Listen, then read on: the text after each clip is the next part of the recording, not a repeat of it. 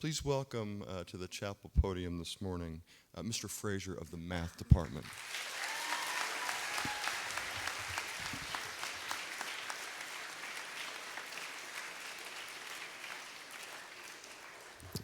Thanks, guys.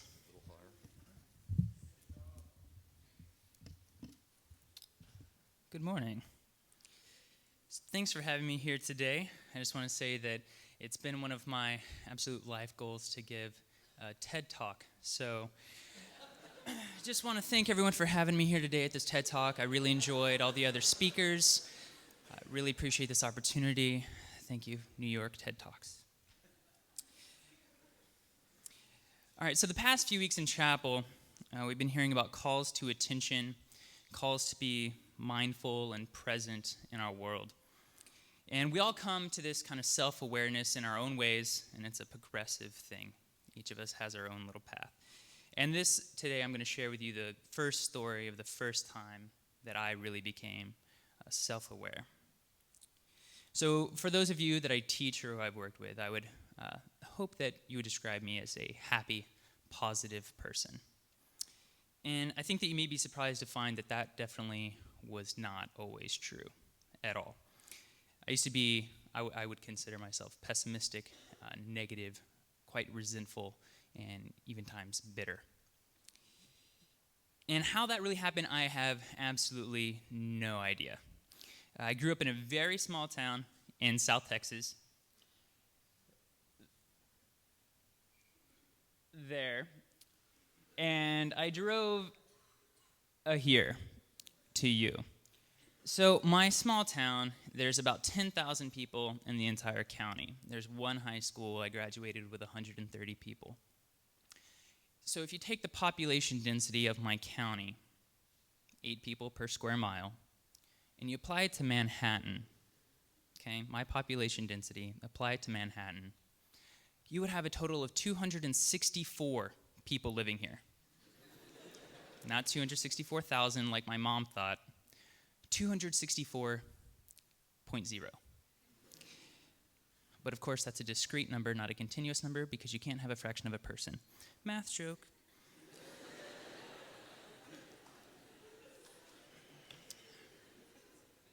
So you get the point, it was small. It was really small. So imagine Trinity is your only option in all of Manhattan. These are all the students in New York City. And that's it. Okay. But it was very different. It was a very interesting place to grow up. I had opportunities to make friends with people and have experiences that I would have otherwise not had. And it really broadened my views. But the only problem there in my community was that college wasn't really part of the equation for most people. And in fact, leaving wasn't really part of the equation for most people. And all this just to say that it was small and had its own way of living. And I'm glad I grew up there, and I wouldn't change it. But I felt education was undervalued and underappreciated. And as a curious person that enjoyed school, I myself felt undervalued and underappreciated. So one of the bad things of growing up in a small community where everyone knows you from kindergarten to graduation is that even if you change, no one lets you forget who you used to be. Everyone reminds you of things you said or you did years ago, and you can't really escape the identity that you developed, even if you are different now. So some of you can probably relate to that in this small community that you have here. But by the time I was a junior, it was at its absolute worst. One of my friends that I had growing up, she was a junior and I was a senior. So at this point, she told me, you know, it's so obvious to everyone around you that you can't wait to get out of here so that you can finally be with people that you deem worthy. So I had 2 thoughts initially. One, that's the dumbest thing I've ever heard. I can't wait to get away from you. So pretty much proving her right. The second thought was, that's so horrible. All these people that I've, at one point cared deeply about, I'm basically telling you all that you're not good enough. But that second thought was really fleeting because it was much easier to blame everyone else than it was to admit something painful to myself. So I went along with the idea that everyone else was stupid, I was better, and I couldn't wait to leave so that I could finally be around people like me. I thought that my small town was to blame for all of my problems, I guess you could say. I wanted to have a new place with new friends and have a new me. So I went off to college at UT Austin, and I didn't bother talking to most people from my hometown for quite a while. And I lost touch with some of my best friends, even those that also, I had a couple that went to UT with me. I was happy though, I was someplace new. New place, new friends, new me. Austin is an amazing city. This is kind of a Google Map cool version of part of the campus. This is the Honors Quad over here. This is, there's 4 dorms here. This is Andrews, this is where I lived. You had Blanton and Carruthers, and this is the Honors Quad. Think about getting all of you guys in a dorm type situation, mixed with a little bit of a Hogwarts split by house, because you had the 3 dorms with their own personalities. And that was kind of it. It was really, really cool. Lots of really nerdy things happened there.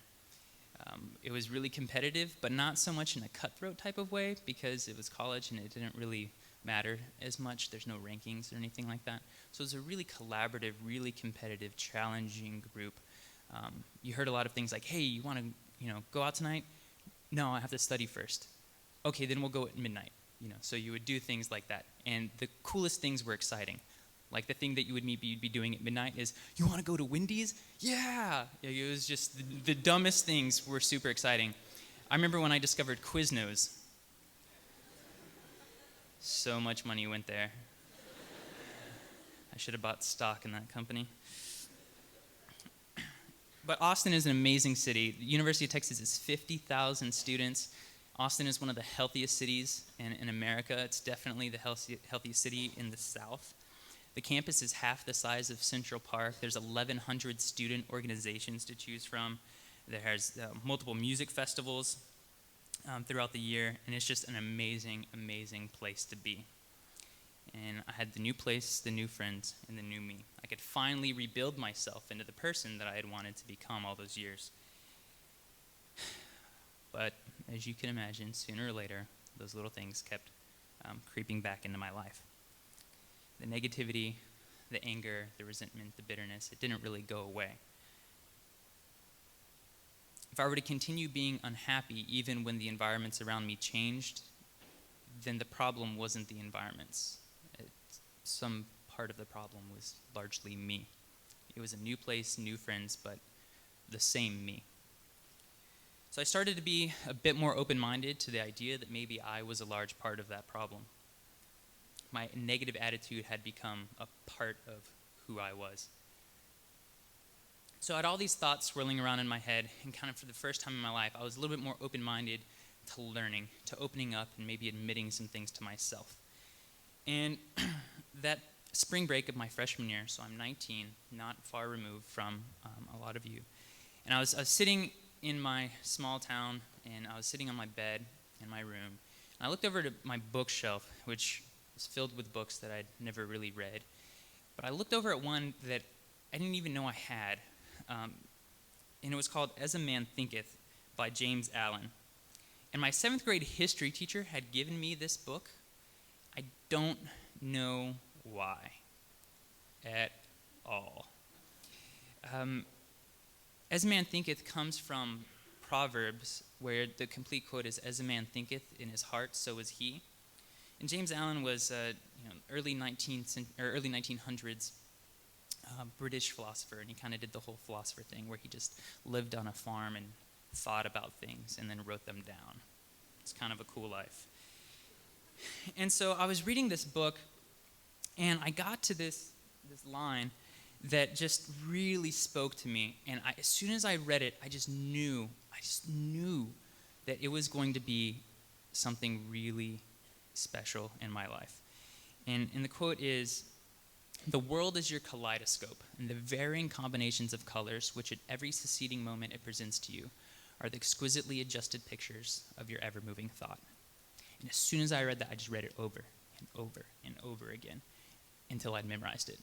2 a.m., sitting on my bed alone, and I memorized it. So this is, a kaleidoscope.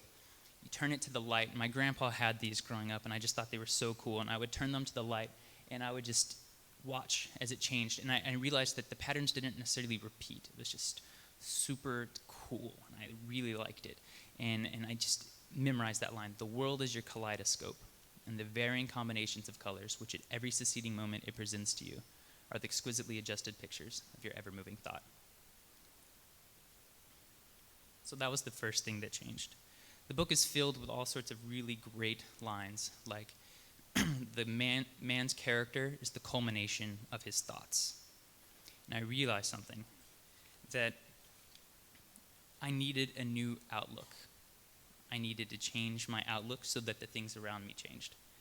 So I went back to college, and I realized that my newfound attempt at positivity was actually making a difference. I found more positive friends. I made better grades. Good things happened. I decided to see positive things in other people. That was probably the most crucial thing. Instead of finding a million reasons why I shouldn't like someone, I found a million reasons why I should. I decided to take joy in some part of every day. And at Lent time, people were starting to, give up things like chocolate. And I told people I was going to give up being angry.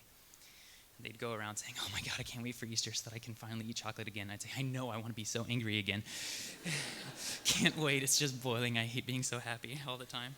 It's really hard work." But Easter passed, and I decided that I would maintain my fast from anger, and it worked out. So that summer, I went to go visit my grandparents in Colorado. They had a house there, and a little cabin on the river. And I would go hang out with them and be on old people time, where you eat at 5 and go to bed at 6, and then sleep 12 hours and then wake up at 6, and then take a nap at 1. And I didn't mind at all. It was the type of thing I needed to get over my freshman year of college and get ready for my sophomore year of college. And my grandpa has always been a woodworker of sorts. My mom used to tell me stories of times when hard times, whenever they didn't have money for Christmas presents, and so he would make their toys out of wood.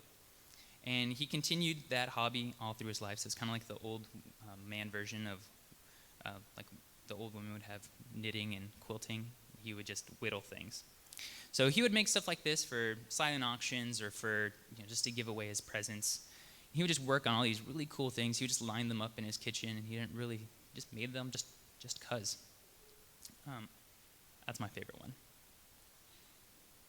And so I was sitting on this porch with him, overlooking the river, and he pulled out this little block of wood and his little tools, and I said, "So how do you do that? How do you know what to do?" And he said, "Okay, well, just imagine what you're trying to make, and then you whittle off whatever doesn't look like it." That was my reaction, kind of like, okay, and I thought he was probably getting a little senile. And then I remembered the quote about that Michelangelo. They asked him, "How did you sculpt David?" And he said, "It's simple. I just remove everything that doesn't look like David." And I realized my grandpa's not senile. He's a brilliant Renaissance sculptor.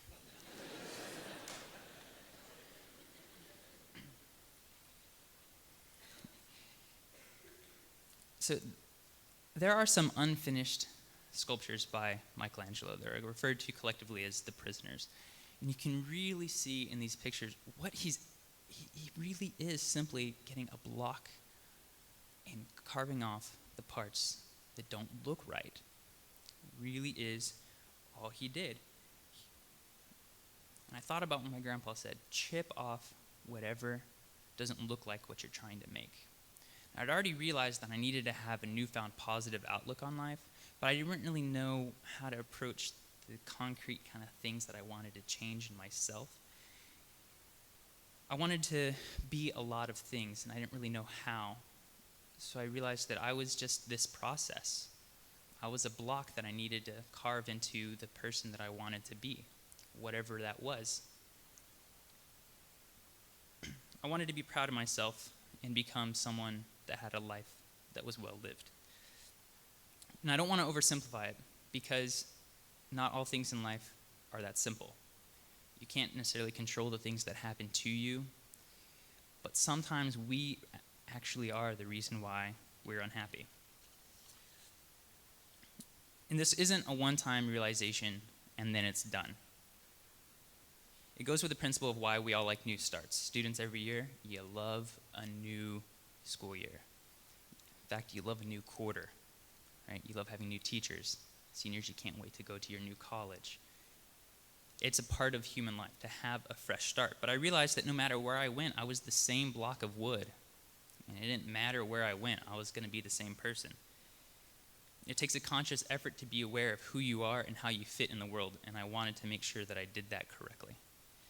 But I tell you all this not for the purpose of you adopting my way of thought, but rather to shed light on my path and how I got to where I am.